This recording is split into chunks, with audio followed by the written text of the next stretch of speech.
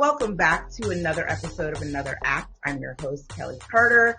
Joining me today is a true multi-hyphenate, award-winning actor, singer, rapper, producer. I think I got it all. David Biggs, welcome to the show. Hey, how you doing? Thanks for having me. I would probably be getting a lot of nasty DMs. Personally, if I did not ask you a couple of Hamilton questions. Obviously, your fan base is wild, and People really like that show. What is really that? kind of like it. I guess it's good. I don't know. Tony might tell us that it was really good too.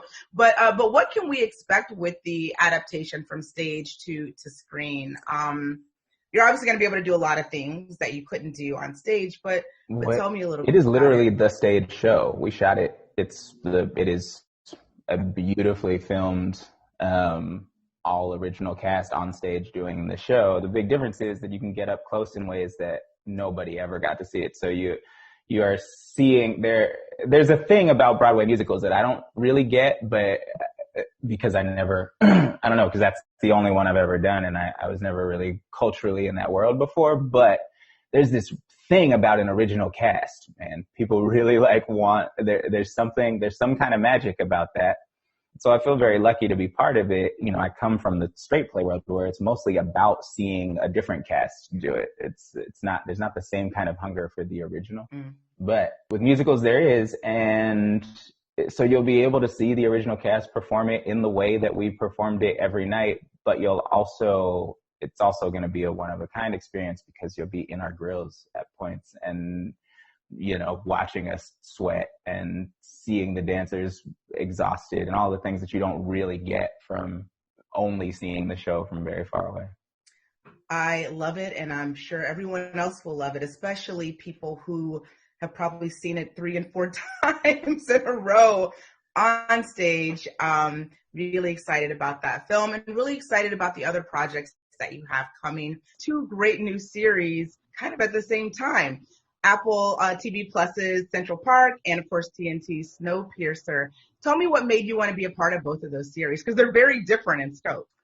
Yeah, I mean, sort of because they are very different in scope. I think Snowpiercer is sort of a wild kind of post-apocalyptic exploration of class, like in relationship to limited resources, which is something that even when I read the script, 4 years ago, felt particularly relevant, and now is just all we think about every day. Yeah, pay it in perks. Like the rigged baby lottery.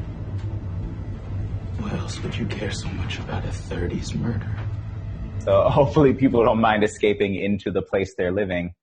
But it all takes place on a train, and it's wild and action-packed and fun, and I have never gotten to do something like that before. I've never been the lead of a TV show before, so there were a lot of new experiences that made me want to try it, and it's sci-fi, which I love, and it has an incredible cast too. And then Central Park was, Josh Gad literally just came to me and was like, hey, I'm doing this cartoon. Do you want to be in it? And I said, yeah, without asking any follow-up questions. So. And it's interesting because they're not only 2 projects that are on kind of complete polar opposites, but they also really kind of play into probably what people are experiencing now. I mean, Central Park literally is about Central Park and kind of reminds us of what it felt like to be on the outside in Manhattan, and all the things you get to do when you didn't have to deal with social distancing. And then, of course, as you rightly said, Snowpiercer plays on all of our worst fears about what might or might not be happening right now. I also imagine anything we watch right now, we're viewing through the lens of our current situation, right? So It is such a unique time in most of our lives that you can't help but sort of apply your current moment to, at least for me, like everything I watch. Yeah. Somebody is trapped in a room, I'm like, that's me, I'm that guy.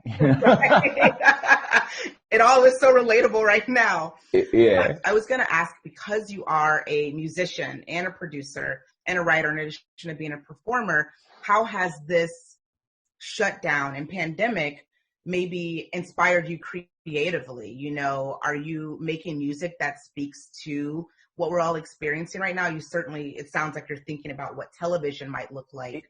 Yeah, I mean, musically for me, this has, because I'm working in a more solitary way than I have in years, right? So like making a lot of my own beats and writing things that when I'm not in the room with other people to sort of bounce ideas off of and comment on. And part of it feels like I probably should have done this a while ago. I should have taken some time to do this because it's wildly different than what I am making, and you sort of discovering who I am now in isolation is like I don't know, it's just I care about different things when nobody else is around.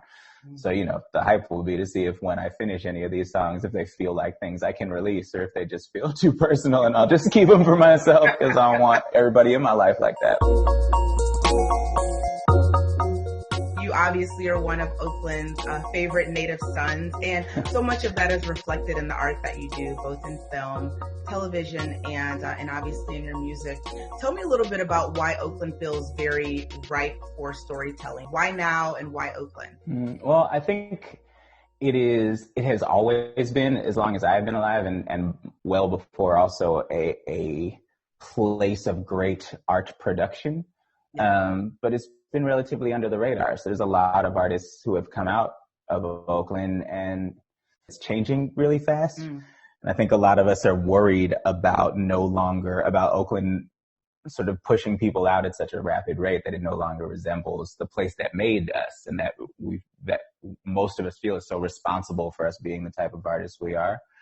And that said, as more attention gets turned on that place, it's beautiful and it's diverse. It's not New York, and it's not LA, and it's not some of these things we're more comfortable with, but it can hold all of those stories, and then some of its own too. So yeah, I think it's a combination of those two things, of being a very sort of beautiful, shootable, interesting city, and then also filmmakers and artists from there really intentionally shining the light on it. W. Diggs, thank you so much for joining me today on Another Act. I do appreciate it. Thank you so much for having me.